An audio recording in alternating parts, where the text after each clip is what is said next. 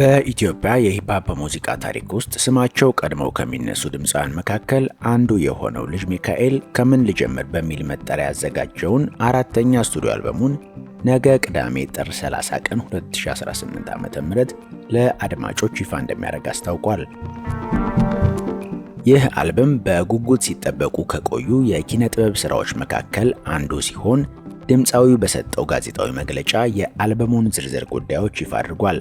ወደ ዝርዝሩ ከመግባታችን በፊት ለቻናላችን አዲስ ከሆናችሁ ሰብስክራይብ በማድረግ ቪዲዮውን ላይክ በማድረግና አዳዲስ ትኩስ መረጃዎች እንዲደርሷችሁ የደወል ምልክቷን በመጫን ቤተሰብ እንድትሆኑ እንጋብዛለን።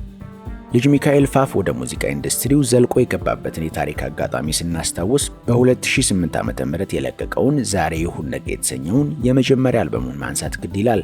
በወቅቱ ሂፕሆፕ ከሀገር በቀል ባህልና እሴት ጋር አይሄድም የሚሉ ትችቶች ቢበረቱም ልጅ ሚካኤል ግን ዘውጉን ከጨዋነትና ከኢትዮጵያዊ ወግ ጋር በማዋሃድ የሂፕሆፕ አብዮት መፍጠር የቻለ ቀዳሚ አርቲስት ነው። ይህ የመጀመሪያ አልበም ለድምፃዊው መንገድ ከመክፈት ባለፈ የኢትዮጵያን ሂፕሆፕ ሙዚቃ እንደ ኤምቲቪ እና ኮክ ስቱዲዮ አፍሪካ ባሉ ዓለም አቀፍ መድረኮች ላይ እንዲቀመጥ አድርጓል። ልጅ ሚካኤል ከዛም በኋላ አትገባም አሉኝና አዲስ አራዳ በተሰኙ ተከታታይ አልበሞች የዘርፉን ተቀባይነት በማስፋት ለብዙ ወጣቶች አርአያ መሆን የቻለ አርቲስት ነው። አሁን ለአድማጭ የሚቀርበው ከምን ልጀምር የተሰኘው አራተኛ አልበሙ በአጠቃላይ 15 አዳዲስ የሙዚቃ ትራኮችን የያዘ ነው። በአልበሙ ዝግጅት ላይም በሙያቸው የተከበሩ በርካታ የዜማና የግጥም ደራሲያን እንዲሁም ድምፃውያን ተሳትፈውበታል። የሙዚቃ ቅንብሩን በተመለከተ በብቃታቸው የሚታወቁት ሁናንተ ሙሉና ዲጄ ሚላ የተሳተፉበት ሲሆን ዘመናዊውን የሂፕሆፕ ምት ከሀገራችን ባህላዊ ሙዚቃ መሳሪያዎችና ቅኝቶች ጋር በጥራት አዋህደው አቅርበውታል።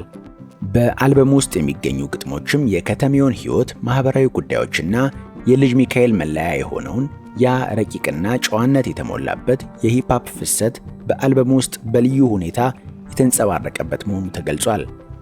ከቅርብ ጊዜ ወዲህ በኢትዮጵያ የሂፕሆፕ ሙዚቃ ዘርፍ ውስጥ ማን ይበልጣል፣ ማን አስጀመረው የሚሉ የፉክክርና የክርክር አጀንዳዎች በስፋት ይስተዋላሉ። ልጅ ሚካኤል ግን የኢትዮጵያን ሂፕሆፕ እኔ አልጀመርኩም በሚል ትህትና የተሞላበት አስተያየት ለዘርፉ ፈርቀዳጅ ለሆኑት እንደ ቴዲዮ ላሉ አርቲስቶች ያለውን ክብር ገልጿል። ይህ አዲስ አልበም በዘርፉ የሚነሱ ክርክሮችን በማርገብና ሙዚቃው ተመልሶ ወደ ጥበብና ወደ ሰከነ ይዘት እንዲመጣ ትልቅ ሚና ይኖረዋል ተብሎ ይጠበቃል።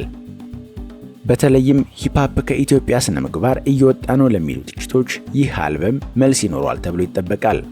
ለመሆኑ ለእርስዎ የኢትዮጵያ የሂፕሆፕ ንጉስ ማን ነው? የልጅ ሚካኤል መመለስስ በዘርፉ ላይ ምን አይነት ለውጥ ያመጣል ብለው ያስባሉ? ሐሳባችሁን በኮሜንት ስር አስቀምጡልን።